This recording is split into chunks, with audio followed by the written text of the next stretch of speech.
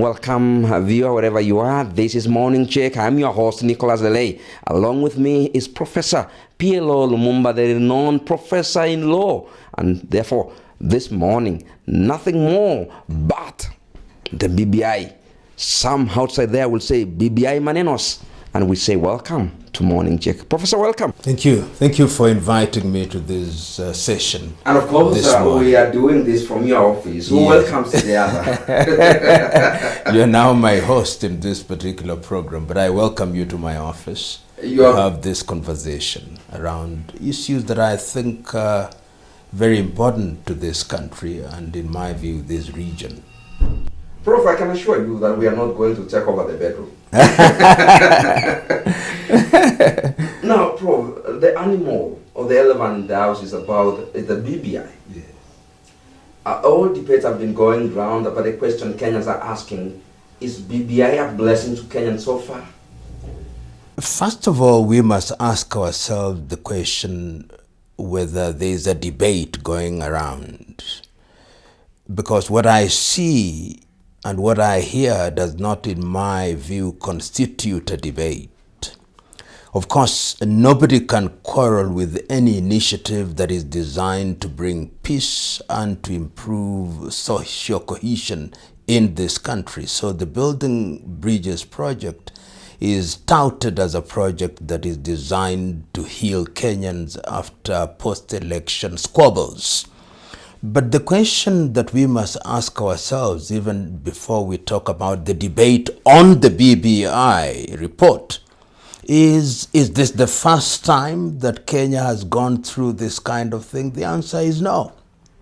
I remember so very vividly during the administration of the late President Moi, we had the Saitoti report. You remember the Saitoti report? And the Saitoti report was one that was initiated by the then KANU administration to find out what it was that Kenya needed at that time. A report was brought about and we went into multi-party politics. And during the multi-party politics, we started the Constitution Review Project. And I was privileged to serve in the Constitution of Kenya Review Commission. We visited every nook and cranny of this country and collected views, and that ultimately led to the 2005 referendum, which was defeated after the Boma's draft of the Constitution was doctored in Kilifi. And then we went into the election in the year 2007, and you and me remember the post-election violence that it generated at that time.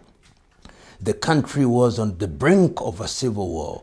We invited Kofi Annan. I remember Grasa Machel. I remember former Ghanaian President Kufuor.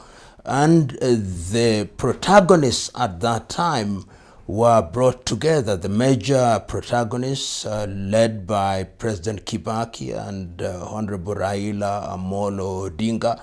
And we midwifed a process that brought up what was known as Agenda 4 issues.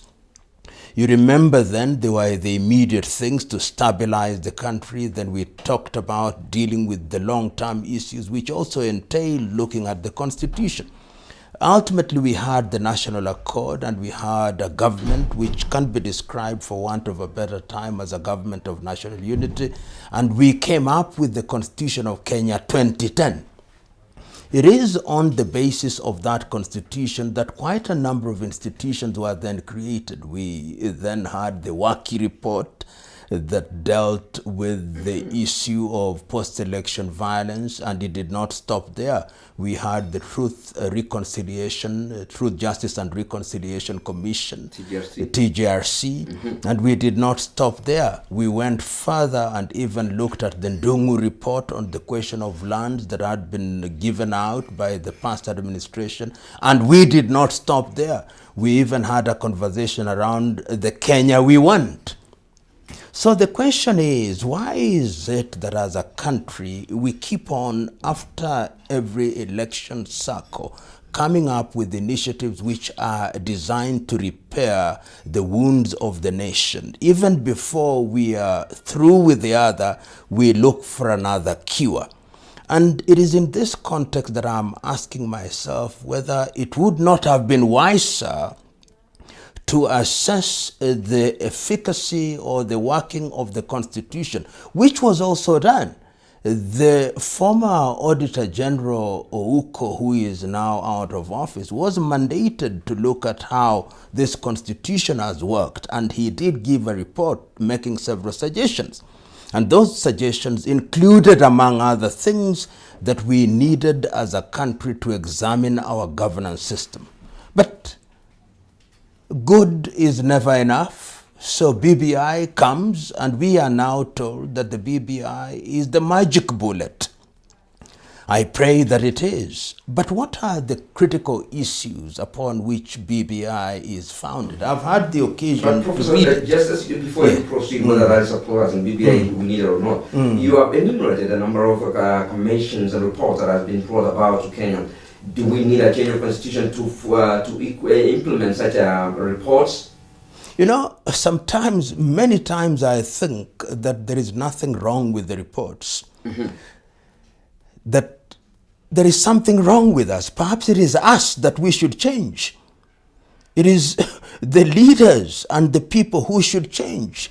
We can keep on changing reports, we can keep on writing reports, but as long as we do not change our attitudes, as long as we do not change the way we do things, as long as we do not reorient our way of doing things, let me tell you, even God will write a script and we will not follow it. So the solution lies in our leaders exorcising from their minds and hearts the ghost or the ghosts of negative ethnicity, exorcising from their minds and hearts the ghost or the ghosts of selfishness, exorcising from their minds and hearts the quest for power for its own sake.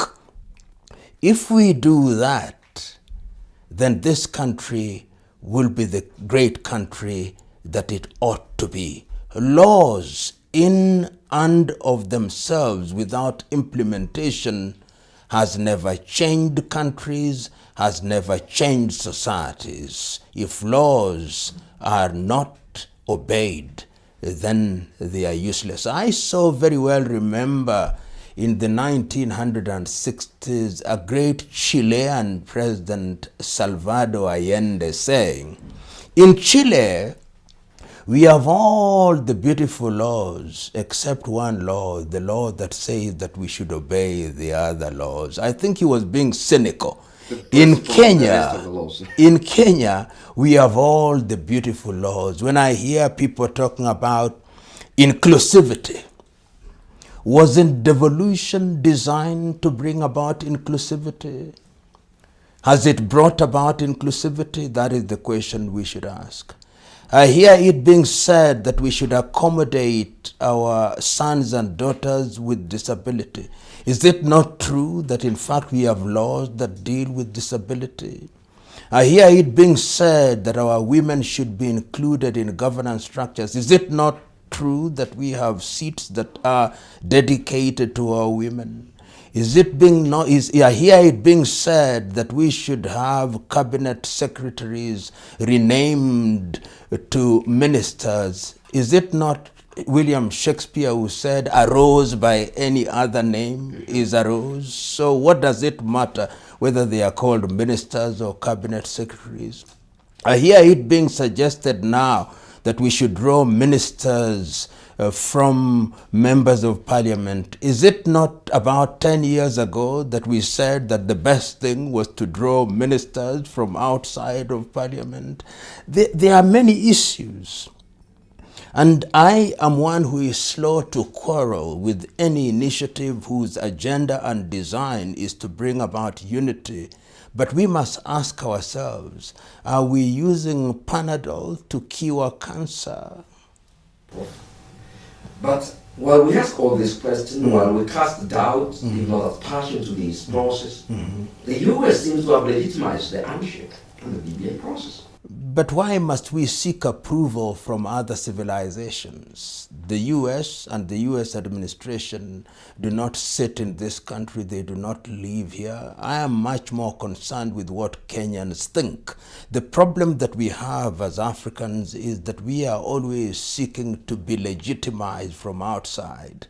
Why do we suffer from low esteem that others might say we are good before we believe we are good? As I've said before, I have no problem with any initiative, including the BBI, whose declared agenda is to bring about cohesion and to bring about economic development and to enhance governance system. My own problem is, this time round, are we going to implement the things that we are talking about? Are the things we are saying really new, or they have been said before? And my answer to that question, 99% of what is in the BBI has been said before. Professor, you just mentioned about the need for Kenyans to change, but not the laws to change. And somebody has said that the BBI asked a question that would assist in shaping the ethos of this nation. Do we need a constitutional law to make it sure that Kenyans can change their style of life and how they respond to things? First of all, let us ask ourselves, I hear the debate going around as to whether we should have a referendum or not. That question is unnecessary. The current Constitution of Kenya 2010, tells us when a referendum is necessary. There are certain parts of the Constitution which, if you want to amend, you must have a referendum. If you want to amend the provisions of the law relating to the executive arm of the government, the question must ultimately go to a referendum.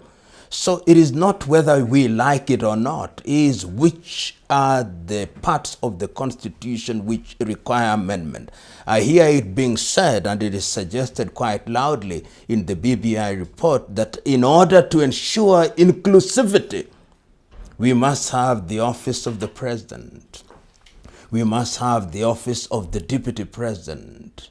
We must have a prime minister who will be drawn from parliament. We must have 2 deputy prime ministers. If we want to introduce that into a new constitutional dispensation, that issue must be taken to Kenyans for a referendum. The other suggestion is that we look at the chapter that deals with devolution. It is suggested in the report, rather timidly in my view, that over and above the counties, we should have regional governments which mimic the current process of creating regional blocks. My view is that is an issue that will deal with governance and devolution and therefore must go to a referendum. There are many other provisions which deal with issues that will have to be subjected to a referendum. But there are also other issues that need not be taken to a referendum. They can be amended through legislation, through the parliamentary process, through the National Assembly. So I believe that once the BBI committee goes around, they are in the process of collecting views, they'll produce a final report, and then the referendum questions will be framed. The referendum questions will be framed by the IEBC. And Kenyans must remember there has already been a court decision on how to frame referendum question. The court said that it is desirable, this is what the court said, that when we are framing referendum questions, it ought not to be an omnibus question that covers a number of issues, that each of the issues should be set apart separately and Kenyans should be asked about those issues. And the reason why I think they did that is to ensure that the voters are clear as to the questions that are being posed and therefore ought to be answered through a vote. The danger of an omnibus question is that many things can be hidden in it. Well, and once people vote, then you say, but you voted for it. I want to see how we tackle that issue when the time comes. And so this time round, if we were to go to a referendum, then we would be having more questions than like 2005 and 2010. It would appear to me It's good because when you look at the BBI report, there are quite a number of issues that touch on the executive. There are a number of issues that touch on devolution. There are questions that touch on representation. And these are issues that must be isolated. They must be clearly set out. And voter education will have to be very intense because it is not all voters that will have the patience nor the ability to appreciate some of these questions, most of which, or rather, this question, which will be rendered in English. I hope that they'll be rendered in Kiswahili. But even if they are, it must be explained to the people. It will not be a banana-orange situation. And I look forward to a process where the political class will not purport to educate the people at funerals and at weddings and at political rallies. These are serious issues which must be dealt with in what would be the equivalent of town hall meetings in churches and other fora, so that people are properly educated and they know what they are voting about. It will be critical because if we want to be a nation that deals with issues seriously, it is critical that we educate the people and they express their opinion from a standpoint of knowledge, not one of euphoria and ignorance. Professor, even as we say about educating the public about the content of this report, or whether a bill will come to amend the constitution, the current constitution, what we continue to say new, as a stipulation of public participation, and the current leadership that has been running BBI campaigns all through the country has not utilized this part of the constitution of public participation. You know, the thing we call democracy, however defined, not only requires but demands that the people must be eternally vigilant. It is the vigilance of the population that ensures that those who have the honor and privilege of serving serve well. And I can't agree with you more that the Constitution as it is now places great premium on people participation. And what does that mean? People participation does not simply mean that there is a newspaper advert and that advert is responded to by a few people at a marketplace and you tell the people this is what we want to do.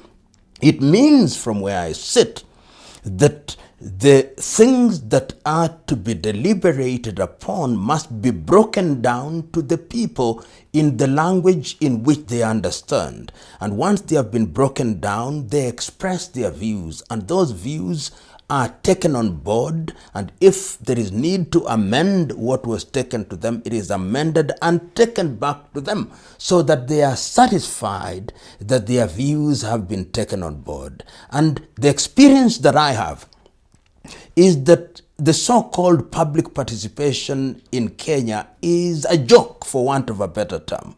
What we see is a complete joke. What we see is that there are adverts. You go to a place under a tree in some market or in a room somewhere, and then the people are given time to express their views, and invariably nothing changes, even if people have made changes. One can say that these are early days and that we are in a learning process, but these are critical issues. Sometimes I think that those who have the honor and privilege of serving this country hold the people in great contempt, and that they don't think that the people think at all. It is the duty of the people to now make demands, and I hope that when we are going through this BBI process, we'll take the process so seriously, and that the process will not be reduced into a Trojan horse, which is used by a few individuals to get into positions of power and privilege and authority, but one that is designed to ensure that this is a better country after the implementation of the BBI. But I want to repeat again that it is incumbent upon the people of Kenya to be vigilant. History has demonstrated not once, not twice, that when people are not vigilant, those who are in position of power will manipulate them for their short-term political interests to the detriment of the country. Prof, before we get to a break, the question is, are we that overrepresented, or at least are we that a big nation that we need a three-tier kind of government? You know, you ask a very critical question. I was just telling a friend of mine that if I look at the United States of America, and I don't even need to look at the United States of America, I just looked at the state of California in the United States of America. A big state. Yes, the Kenyan territory is about 582,000 square kilometers. The state of California is about 695 square kilometers. And when you look at the total representation of the two units, Kenya has more than 2,449 representatives elected or nominated or appointed. The state of California has only 172. Kenya's GDP is $63 billion. That of the state of California is $2.85 trillion. So when you compare the two, you can say that really, and Kenya is not unlike many African countries, the levels of what we call representation are sometimes levels of confusion. But sometimes I'm told that when you are a young country where ethnicity is still a major issue, sometimes you've got to do things that appear stupid on their face for the sake of preserving peace and unity. But I can say that in my view, the desirable position should have been to reduce the number of counties. But I know that that is not possible. I know that because we now have 47 counties, it is easier to increase them rather than to reduce them. I remember when we were at the CKRC, we actually did propose that Kenya should be divided into between 14 and 18 counties. Today, we have 47 counties, and I'm talking about units of representation. So let me use the word units of representation. Just look at the rest of Africa. If you look at South Africa, whose constitution we borrowed a lot from, South Africa has only 9 provinces. Kenya has 47. The Democratic Republic of Congo, which is several times bigger than ours, has only 26. Nigeria, which is the other country which has a GDP that is 10 or nearly 10 times ours, has only 36 states. So, and look at the United States of America, a $19 trillion economy with a population of nearly 300, has only 50 states. We are only 3 shy of them. And we don't talk about this as often as we should, and we dismissed my good friend Dr. Ekuru Aukot with his Punguza Mizigo. But if we were a fair nation, there were very good things in the suggestions that were, or the proposals that were made by Ekuru Aukot in the Punguza Mizigo thing. And one of them was reduce the number of counties. But unfortunately, I want to be realistic rather than idealistic. I'm realistic because I now know that people have been made to believe that these counties are a mark of their liberation. And because most of these counties are sometimes ethnically pure, they have also been persuaded by the political class that their long-term health and salvation as a people lies in the continued preservation of those counties. The demand, therefore, is increase it. I've heard the people of Ukambani, the people of Mwingi saying, Mwingi is big, Kitui is big, let us have the Mwingi county. I've heard the people of Kuria saying that they need their own county. Yes, I've heard the people of Taveta saying they need their own county. So Meru, don't forget about Meru. Yes.